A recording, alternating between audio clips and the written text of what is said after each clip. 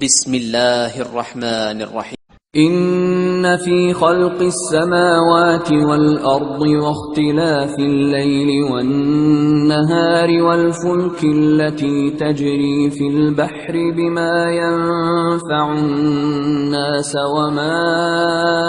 أنزل الله من السماء من ماء فأحيا به الأرض بعد موتها وبث فيها من كل دابة وتصريف الرياح والسحاب المسخر بين السماء والأرض لآيات لقوم يعقلون. بے شک آسمانوں اور زمین کے پیدا کرنے میں اور رات اور دن کے ایک دوسرے کے پیچھے آنے جانے میں اور کشتیوں اور جہازوں میں جو سمندر میں لوگوں کے فائدے کے لیے رواں ہیں اور میں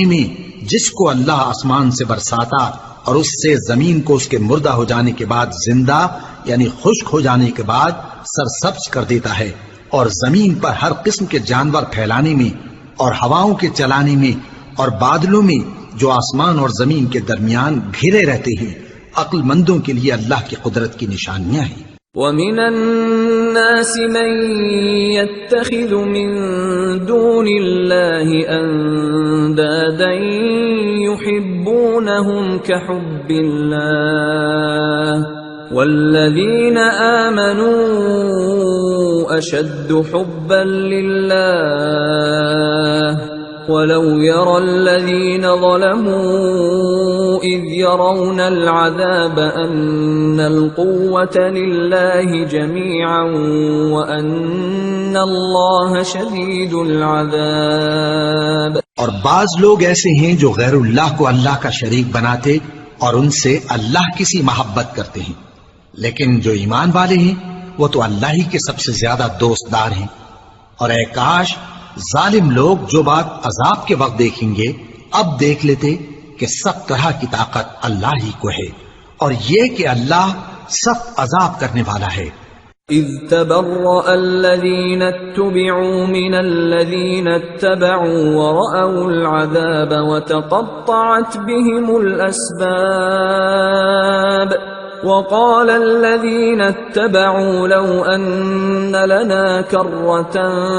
فنتبرأ منهم كما تبرأوا منا كذلك يريهم الله أعمالهم حسرات عليهم وما هم بخارجين من النار۔ اس دن کفر کے پیشوا اپنے پیروں سے بیزاری ظاہر کریں گے اور دونوں عذاب الہی دیکھ لیں گے اور ان کے آپس کے تعلقات منقطع ہو جائیں گے۔ یہ حال دیکھ کر پیروی کرنے والے حسرت سے کہیں گے کہ اے کاش ہمیں پھر دنیا میں جانا نصیب ہو تاکہ جس طرح یہ ہم سے بیزار ہو رہے ہیں اسی طرح ہم بھی ان سے بیزار ہوں۔ اس طرح اللہ ان کے اعمال حسرت بنا کر دکھائے گا اور وہ دوزخ سے نکل نہیں سکیں۔ صدق اللہ العظیم۔